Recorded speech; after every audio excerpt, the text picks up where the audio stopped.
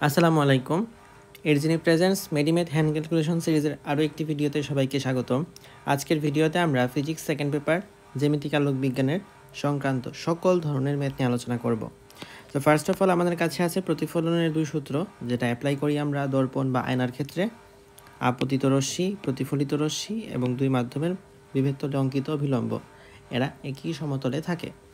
আপতন কোণ এবং প্রতিফলন কোণ, এই দুইটা কোণের মান ইকুয়াল হয়।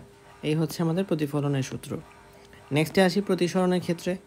প্রতিসরণের প্রথম সূত্র তো কিছুই না, ওই আগের মতোই, এটা আর এটা হচ্ছে একই সমতলে থাকে। এখন কথা হচ্ছে সেকেন্ড সূত্র যেটা, সেটাকে আমরা মূলত প্রতিসরণাঙ্কের যে সূত্রটা আছে সেই সূত্রের মধ্যে নিয়ে যেতে পারি, তাহলে আমাদের আলাদা করে এত সূত্র মনে রাখার প্রয়োজন নেই। তো ধরো আমি যদি মনে করি যে আমি এ মাধ্যম থেকে, এটা হচ্ছে এ মাধ্যম আর এটা হলো বি মাধ্যম, এ মাধ্যম থেকে বি মাধ্যমের দিকে যাচ্ছি, তখন আমি এটাকে বলতেছি এ মিউ বি, অর্থাৎ এ মাধ্যম থেকে বি মাধ্যম যাচ্ছি। এই ক্ষেত্রে এ এর সাপেক্ষে বি এর প্রতিসরণাঙ্ক কত? তাহলে A mu B is equals to sine I by sine আর।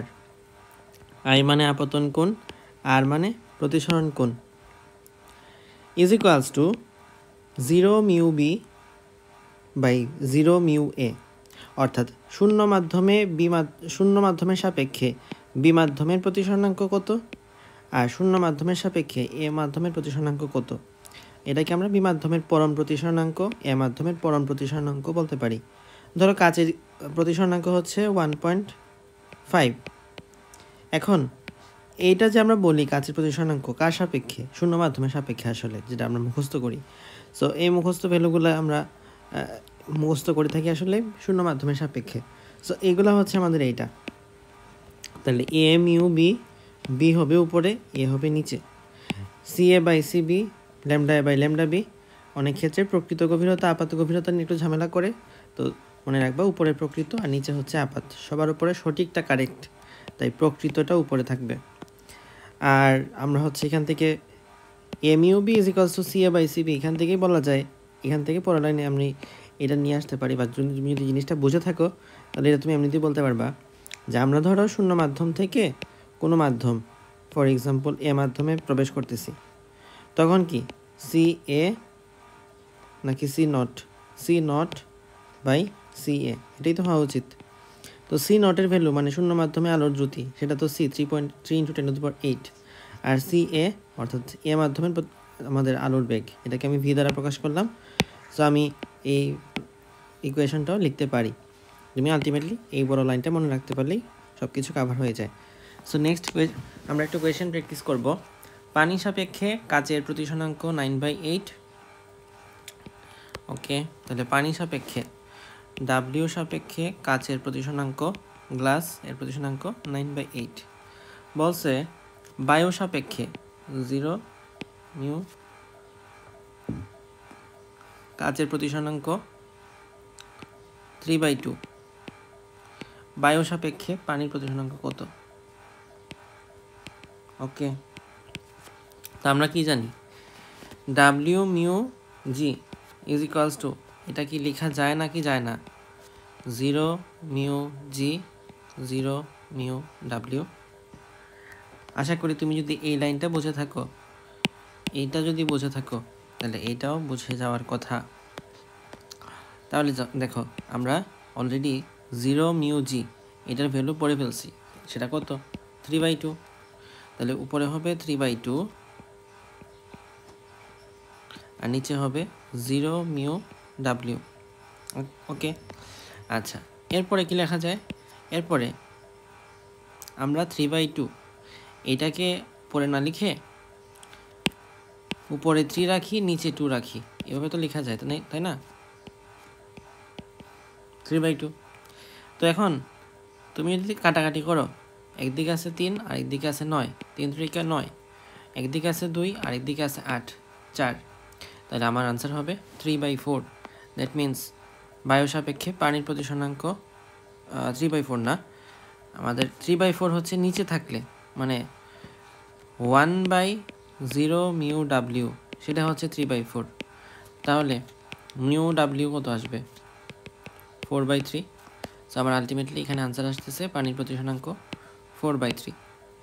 এটা কিন্তু নাথিং, আমি কিছুই করি নাই, জাস্ট এখানে ক্যালকুলেশনটা একটু হয়তো করাইতে জটিল হয়েছে আর কি, না অনেক আমি ডিটেলস ভেঙে ভেঙে দেখাইছি, এটা মুখে মুখে করা যাইতো। এই উচ্চতার একটা সুইমিং পুলের কত গভীরতা পর্যন্ত পানি দিয়ে পূর্ণ করলে মনে হবে যে তা অর্ধেক পূর্ণ আছে। আচ্ছা, প্রথম কথা হচ্ছে মিউ ইজ ইকুয়ালস টু,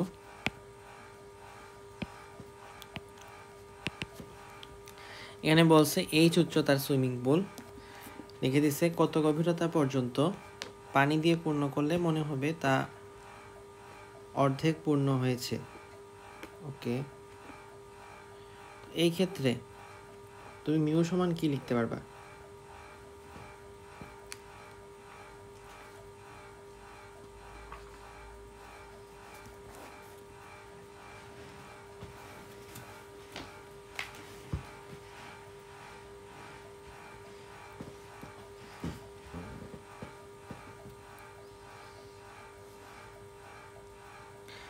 দেখো মিউ এর ক্ষেত্রে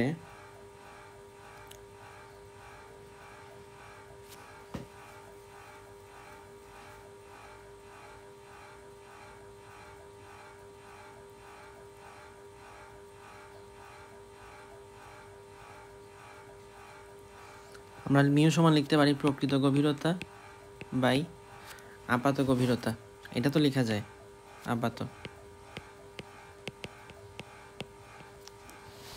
তো মিউ এর ভ্যালুটা কত পানির ক্ষেত্রে যেহেতু, সুতরাং এটা হবে 4/3, আমরা এটা মুখস্থ। দেন প্রকৃত গভীরতা আমরা জানি না, আর জিজ্ঞেস বলে দেওয়া আছে যে আপাত গভীরতা হচ্ছে অর্ধেক, দ্যাট মিনস h/2। ওকে, দেন আমরা হচ্ছে প্রকৃত গভীরতা এটা এখন আলটিমেটলি বের করব, 4/3 ইন্টু h/2। আনসার রেজাল্ট আসলো আমাদের 2h/3, that is the answer. So ওখানে বি হবে উত্তর। এটা কিন্তু একটু সময় আমার ভাবতে হইলো, কারণ এখানে একবার বলছে এইচ উচ্চতার, এটা হচ্ছে আমার টোটাল সুইমিং পুল, এখান থেকে বলে দিচ্ছে আপাত গভীরতা আমার h/2। এখন প্রকৃত গভীরতাটা এক্স্যাক্টলি কত, তো এটা তুমি এই অংশ থেকে আমাদের সলভ করতে ইজিয়ার হবে এটা দিয়ে। ওকে, আশা করি বুঝাইতে পারছি। নেক্সটে যাও, এখানে আছে সংকট কোণের সূত্র। সংকট কোণ কখন ক্রিয়েট হয়? যদি ঘন মাধ্যম থেকে হালকা মাধ্যমের দিকে যাওয়া হয়। Theta C is equals to sine inverse mu B by mu A. এখানে থিটা সি এর চেয়ে যদি বেশি কোণে কোনো আপতিত রশ্মি আপতিত হয়, তাহলে পূর্ণ অভ্যন্তরীণ প্রতিফলনটা ক্রিয়েট হয়। ওকে, সাধারণত এই যে আমরা mu B by mu A লিখলাম না, mu B by mu A, এখানে মিউ বিটা হয় ঘন মাধ্যম, হালকা মাধ্যম, আর মিউ এটা হয় ঘন মাধ্যম।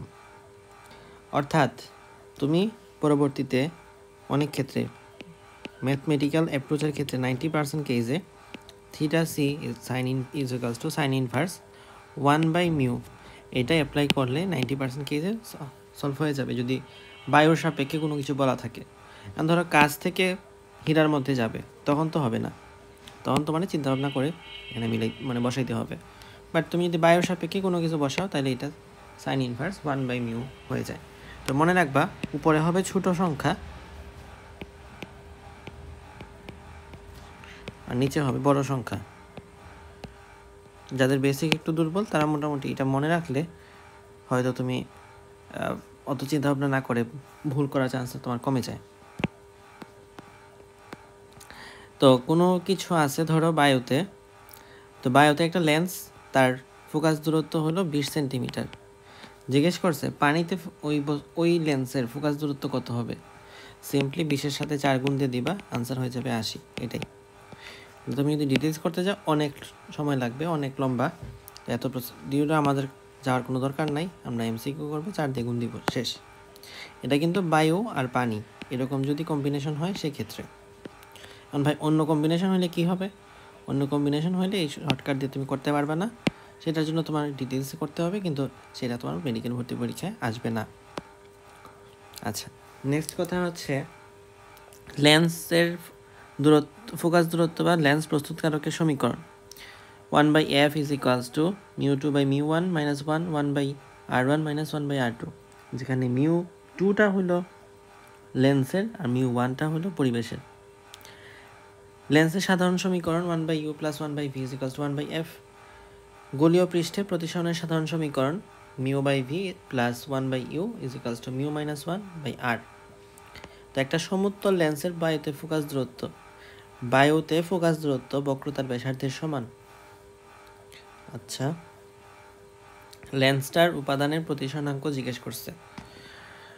ওকে, তো আমরা এখানে পরিবেশ কি পাইছি? পরিবেশটা হচ্ছে বায়ু, সুতরাং এই μ1 এর জায়গায় কি বসবে?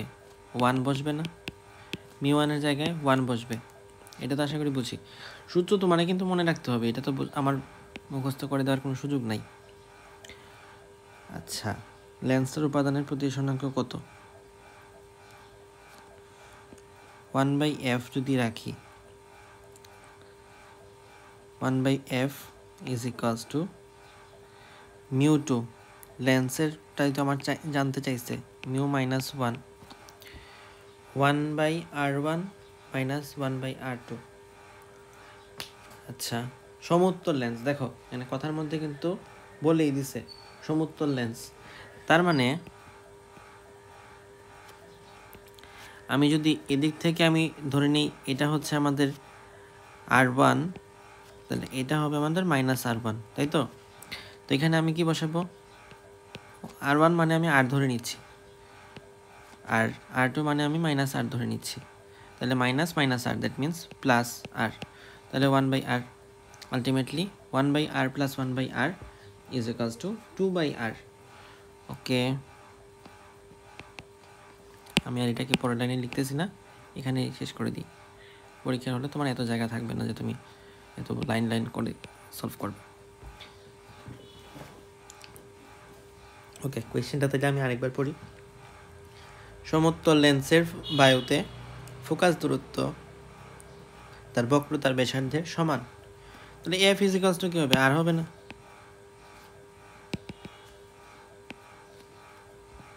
তাহলে লেন্সের প্রতিসরণাঙ্ক কত?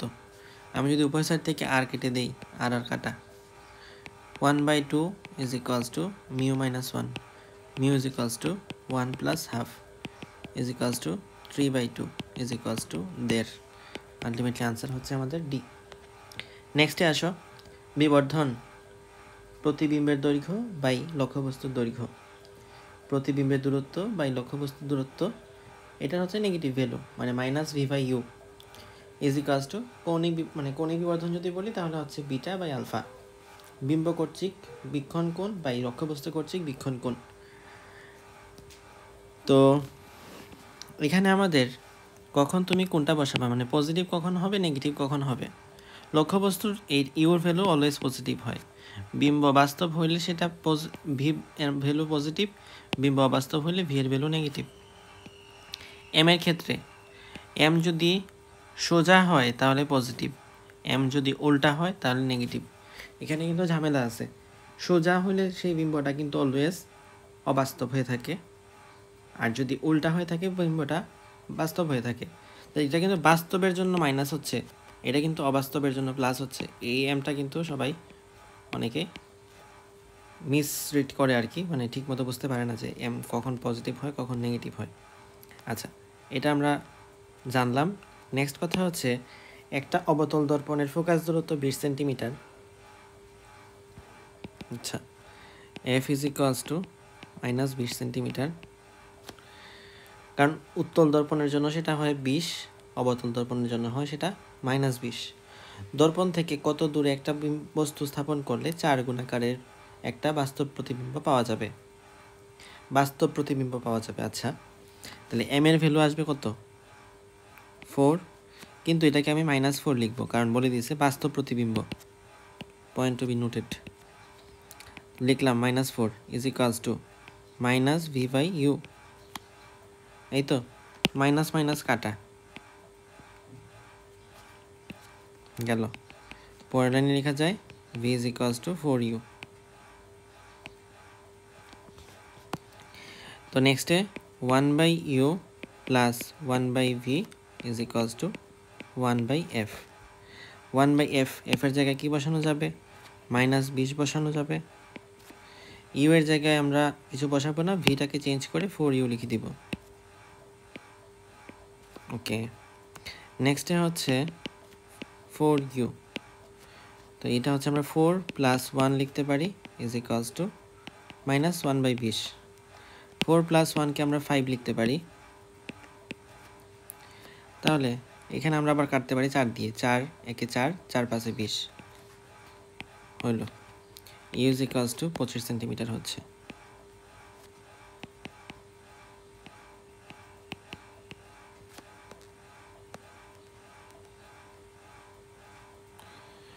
দর্পণ থেকে কত দূরে একটা বস্তু স্থাপন করলে 4 গুণ আকারের একটা বাস্তব প্রতিবিম্ব পাওয়া যাবে? ওকে, এই হচ্ছে আমাদের 25 সেন্টিমিটার।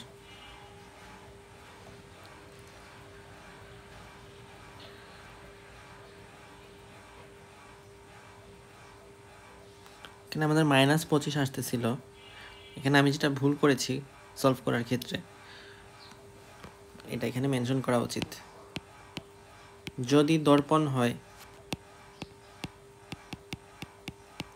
অবতল হলে হয় পজিটিভ, লেন্স যদি হয়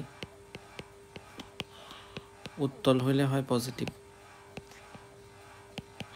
এখানে যেহেতু দর্পণটা আছে, সুতরাং এখানে হবে নেগেটিভ না, বরং পজিটিভ।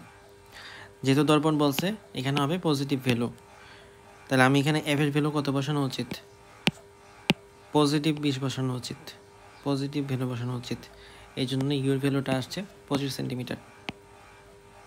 আমি কোয়েশ্চেনগুলো যেভাবে পাইছি এইভাবে তুলে নিছি, আগে করে দেখি নাই। কারণ আমি যদি একবার করে তারপর হচ্ছে তোমাদের সামনে করি, তাহলে এটা আলটিমেটলি আমার সেকেন্ড প্র্যাকটিস করা হলো।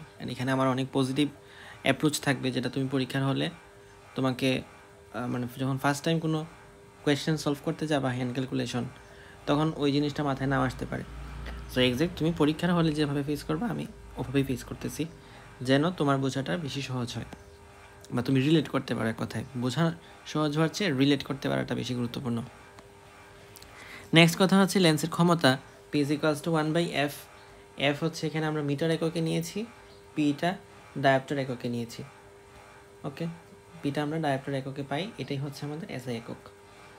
আচ্ছা, তো যদি বলা থাকে যে 10টা লেন্স রাখছি, একটা 5 ডায়োপ্টার, একটা 3 ডায়োপ্টার, একটা -2 ডায়োপ্টার, এভাবে অনেকগুলো ডায়োপ্টার রাখা হয়েছে, অনেকগুলো লেন্স রাখা হয়েছে।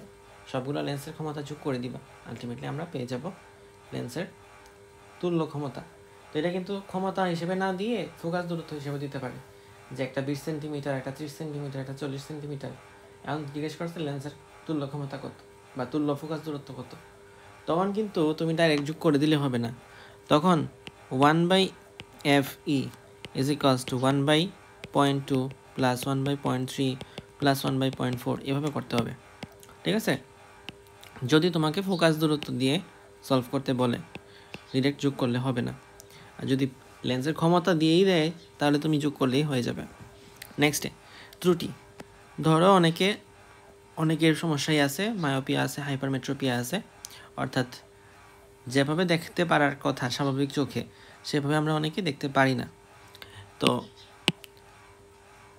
একজন ব্যক্তি সে নর্মালি দেখতে পায় 50 সেন্টিমিটার পর্যন্ত, মানে স্পষ্ট দর্শনের দূরত্ব। এখন সে দেখতে চায় অসীম পর্যন্ত, অথবা দেখতে চায় 25 সেন্টিমিটার পর্যন্ত। মানে এটা কি যদি মায়োপিয়া হয় তাহলে এক কথা, হাইপারমেট্রোপিয়া হলে এক কথা। তো কোথায় দেখতে চায় এটা হলো আমরা ইউর মধ্যে বসাবো, কোথায় দেখতে পায় এটাকে বসাবো ভি এর মধ্যে। তাহলে আমি ক্যালকুলেট করতে পারবো যে ওই ব্যক্তির চোখে কতটুকু লেন্সের চশমা দেওয়া উচিত। মানে তুমি তোমার চোখে যে চশমাটা পড়ো, সেই চশমাটা কত পাওয়ারের হবে, এটা হিসাব নিকাশ করার যে সূত্র, এটা হচ্ছে P is equals two 1/u minus 1/v, যেখানে ইউ এর পরিচয় হচ্ছে যেখানে তুমি দেখতে চাও, যে ভি এর পরিচয় হচ্ছে যেখানে আমরা দেখতে পারি নর্মাল চোখে। নেক্সট হচ্ছে আমাদের অণুবীক্ষণ যন্ত্রগুলোতে চলে আসলাম। তো সরল অণুবীক্ষণ যন্ত্র বা বিবর্ধক কাচ বা আতসিক কাচ বা ম্যাগনিফাইং গ্লাস, এখানে বিবর্ধনের সূত্র হচ্ছে m = 1 + d - a/f। d হলো স্পষ্ট দর্শনের নিকটতম দূরত্ব, a হলো লেন্স এবং চোখের মধ্যবর্তী দূরত্ব, আর f হলো ফোকাস দূরত্ব। একটা সরল অণুবীক্ষণ যন্ত্রের ফোকাস দূরত্ব যেটা হলো f, স্পষ্ট দর্শনের ন্যূনতম দূরত্ব যেটা হলো d। আমার কিন্তু এখানে a এর ভ্যালু কিছু বলে দেওয়া নাই, তো কিছু বলে দেওয়া নাই, আমি 0 ধরে নিলাম। ওই যন্ত্রে বিবর্ধন বের করো, m = 1 + d - a/f। d এর ভ্যালু 0.25, a এর ভ্যালু 0, f এর ভ্যালু 0.15। তুমি কি এটা সলভ করতে পারবা নাকি পারবা না? পারা উচিত। প্রথম কথা হচ্ছে তুমি দশমিকগুলোকে তুলে ফেলতে পারতা 100 দিয়ে গুণ দিয়ে। নেক্সট হচ্ছে তোমার এখানে কতটুকু এক্স্যাক্টলি তুমি সলভ করবা, মানে অপশনগুলো কত ক্লোজ তার উপর বেস করে আলটিমেটলি আমাদের আনসারটা বের করতে হবে। এটা কাইন্ড অফ মানে সলভ না করলে বলা যায় 2.67 হইতে পারে যদি 15 দিয়ে 25কে আমি ভাগ করতে চাই হয়তো। আচ্ছা ধরো ট্রাই করে দেখি, 6.90, হ্যাঁ 1.67, তাহলে 1.67 + 1 = 2.67। নেক্সট, একটা আতসী কাচের লেন্সের ফোকাস দূরত্ব f দেওয়া আছে, বিবর্ধন দেওয়া আছে, জিজ্ঞেস করছে ন্যূনতম কত দূরত্বে বই রেখে স্পষ্টভাবে পড়া সম্ভব। দেখো m এর ভ্যালু 2.6, f এর ভ্যালু 0.2। আচ্ছা, তারপরে d এর ভ্যালু জিজ্ঞেস করছে, normal m = 1 + d - a/f। m এর value 2.6,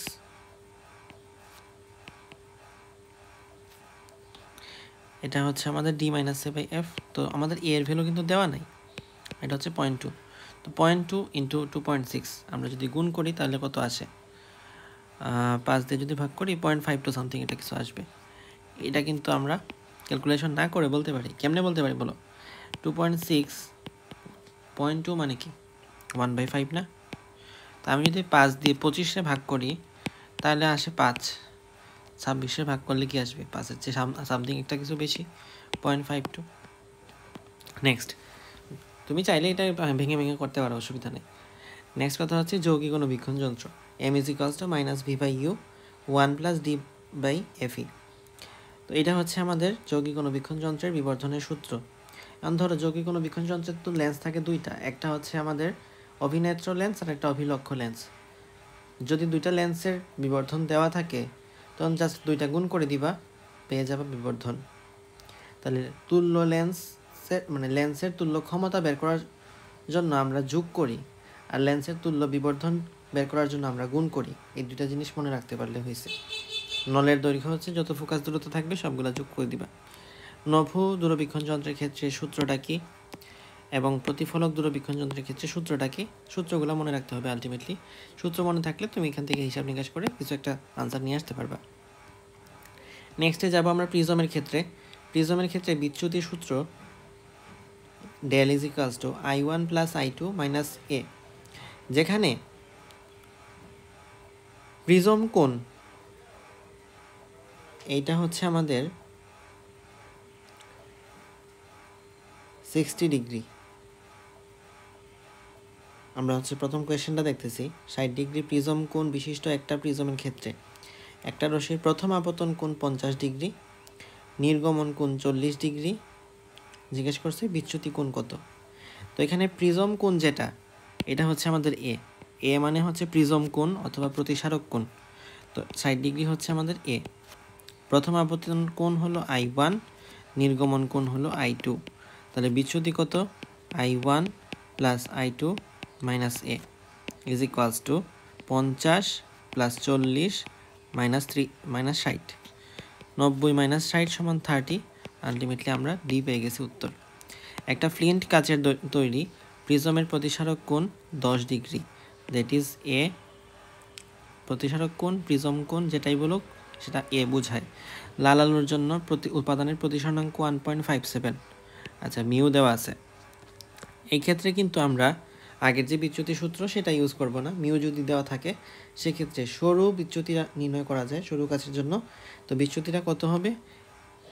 del is equals to mu minus 1 into A.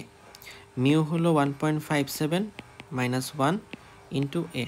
এই হচ্ছে 10 degree, 0.57 into 10 degree, that is 5.7। এই হচ্ছে আমাদের বিচ্যুতি। নেক্সটে আসো ন্যূনতম বিচ্যুতি। Mu minimum is equals to sine del minimum. Mu is equals to sine A plus del M by 2 by sine A by 2। যেখানে এ মানে প্রিজম কোণ, ডেল এম মানে হচ্ছে ন্যূনতম বিচ্যুতি, আর মিউ মানে হলো প্রতিসরণাঙ্ক।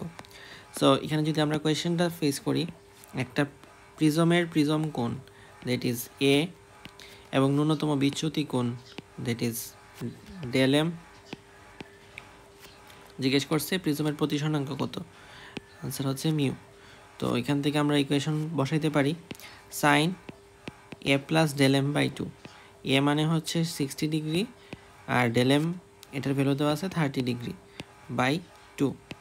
নিচে আছে সাইন এ বাই 2। এ মানে দেওয়া আছে 60 ডিগ্রি, নিচে হবে 2। তো আমরা যদি 60 প্লাস 30 বাই 2 করি, 90 বাই 2 মানে 45 ডিগ্রি। আমরা এখানে সাইন 45 বসাইলাম। 60 বাই 2 মানে হচ্ছে 30 ডিগ্রি, আমরা এখানে সাইন 30 বসাইলাম। 1 বাই রুট 2 বসবে উপরে, 1 বাই 2 বসবে নিচে। 1 by root 2 into 2 by 1 that is root 2। তো রুট 2 ভ্যালু কত 1.41। এটা মুখস্থ করতে বলছিলাম সেই ভেক্টর অধ্যায়ে। নেক্সটে আসো 60 ডিগ্রি প্রতিসরক কোণের একটা প্রিজমকে একটা তরলে নিমজ্জিত করলে ন্যূনতম বিচ্যুতি কোণ 30 ডিগ্রি হয়। সংকট কোণ কত? এটা দেওয়া আছে আমার এ এর ভ্যালু, এটা দেওয়া আছে আমার ডেল এম এর ভ্যালু।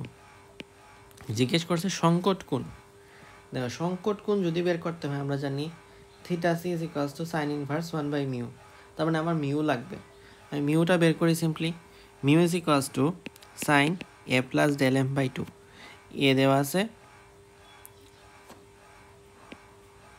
আচ্ছা এ দেওয়া আছে 60 ডিগ্রি, ডেল এম হচ্ছে 30 ডিগ্রি বাই 2, আর সাইন এ বাই 2। এ হচ্ছে আমাদের এখানে 60, নিচে 2। আমাদের ঘুরে ফিরে কিন্তু ওই আগে যেটা আমরা একটু আগে হিসাব করছি সেটাই আসতেছে আর কি।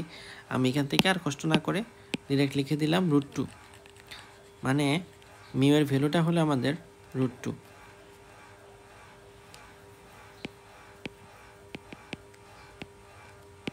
আচ্ছা নেক্সট কথা হচ্ছে theta C is equals to sine inverse 1 by mu.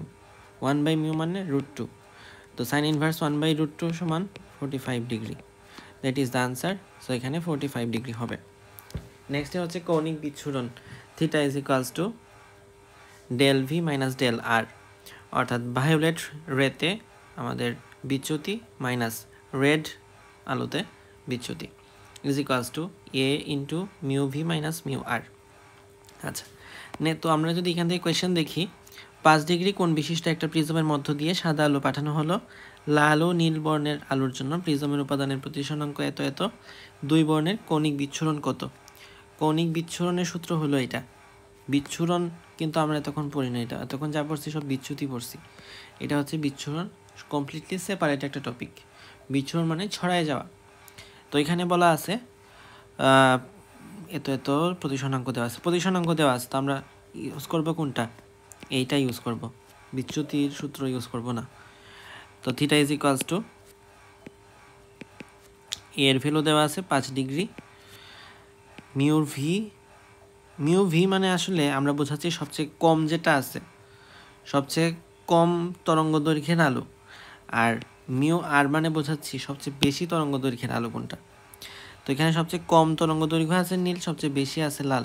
তো কম তরঙ্গ দৈর্ঘ্যের আলোর প্রতিসরণাঙ্কের ভ্যালু কত? 1.659 মাইনাস 1.641। ওকে, 5 ইন্টু 659 থেকে 641 বাদ দিলে হয় 659 থেকে 641 বাদ দিচ্ছি হচ্ছে আমাদের 18, তাহলে 0.018। 18 পাশে হয় 90, তাহলে এখানে আমাদের আসবে 18 ইন্টু 5 0.09। এটা কিন্তু দশমিক নিয়ে তুমি একটু পেঁচাল খাইতে পারো, তো এটা একটু ভালো মতো হিসাব করবা। যদি তোমার এগুলো নিয়ে পেঁচ লাগে তাহলে তুমি 18 ইন্টু 10 ইনভার্সে নিয়ে যাবা, 10 ইনভার্সে নিয়ে হিসাব নিকাশ করবা। তো এটা হচ্ছে 0.09। নেক্সট হলো এক প্রকার রাউন্ড কাচে তৈরি প্রিজমের প্রতিসরণ কোণ 8 ডিগ্রি। আচ্ছা, কৌণিক বিচ্ছুরণ 8 ইন্টু সবচেয়ে কম কালারের কোনটা আছে নীল, আর সবচেয়ে বেশি আছে হলুদ। তো 1.54 মাইনাস 1.51, দ্যাট ইজ 8 ইন্টু 0.03, 3 8 হয় 24.24। এই হচ্ছে আমাদের সি। বিচ্ছুরণ ক্ষমতার সূত্র, তো ক্ষমতার সূত্র আমরা ইউজ করব। তো আমরা এখানে ডিরেক্ট করা শুরু করি, তারপর বোঝাচ্ছি। ডাব্লিউ ইজ ইকালস টু, উপরে বসবে, আমরা যেহেতু এখানে প্রতিসরণাঙ্কগুলো দেওয়া আছে, সেকেন্ড অপশনটা মানে সেকেন্ড যে ইকুয়েশনটা আছে সেটা আমরা নিচ্ছি, mu V minus mu R by mu minus 1। এখানে মিউ ভি মানে হচ্ছে সবচেয়ে কম তরঙ্গ দৈর্ঘ্যের যে লাইটটা আছে সেই লাইটের মিউ, আর মিউ আর মানে বোঝাচ্ছে সবচেয়ে বেশি যে তরঙ্গ দৈর্ঘ্যের লাইটটা আছে সেই লাইটের মিউ। মিউ ভি হচ্ছে আমাদের এখানে সোজা কথা যেটা বেশি আছে সেটা থেকে যেটা কম আছে সেটা বাদ দিয়ে দিব, 1.66 মাইনাস 1.64। আর মিউ এটা হচ্ছে গড়, অর্থাৎ 1.66 প্লাস 1.64 ভাগ 2, বোঝাই যাচ্ছে এটা 1.65 হবে। একটা যে কোনো কমন সেন্সওয়ালা মানুষের এটা বোঝা উচিত। তো 1.66 মাইনাস 1.64 এটাকে কি 0.02 লেখা যায় না? 0.02 লিখলাম। 1.65 থেকে 1 যদি আমরা বাদ দিয়ে দিই কত আসে? 0.65। ওকে, এরপরে যদি আমরা হিসাব নিকাশ করতে চাই, আমি যেটা করতাম 100 দিয়ে গুণ দিয়ে দিতাম। 100 দিয়ে গুণ দিলে উপরে হয় 2, নিচে হয় 65। তারপরে এখন আমার দশমিকওয়ালা অপশন যতটুকু থাকে, অ্যান্ড এটার আনসার হয়তো 0.0 দিলাম, আর একটা দিতে হবে 0.03 সামথিং, এটা কিছু আসবে অ্যাপ্রক্সিমেটলি আর কি। অপশন কতটুকু ক্লোজ আছে তার উপর ডিপেন্ড করে আমাদের মূল ক্যালকুলেশনটা, মানে ডিটেলস ক্যালকুলেশনটা কতটুকু ডিটেলস হবে, নাকি আমি অ্যাপ্রক্সিমেশন বা অ্যাজাম্পশন দিয়ে সলভ করতে পারবো। সো দ্যাটস অল ফর জ্যামিতিক আলোক বিজ্ঞান, মাইটি জ্যামিতিক আলোক বিজ্ঞান। তোমরা তোমাদের বন্ধুবান্ধবদেরকে এই চ্যানেলের কথা জানাতে পারো, নিজে এই চ্যানেলটা সাবস্ক্রাইব করে অন্যদেরকেও চ্যানেলটা সাবস্ক্রাইব করতে বলতে পারো। সবার জন্য শুভকামনা। আসসালামু আলাইকুম।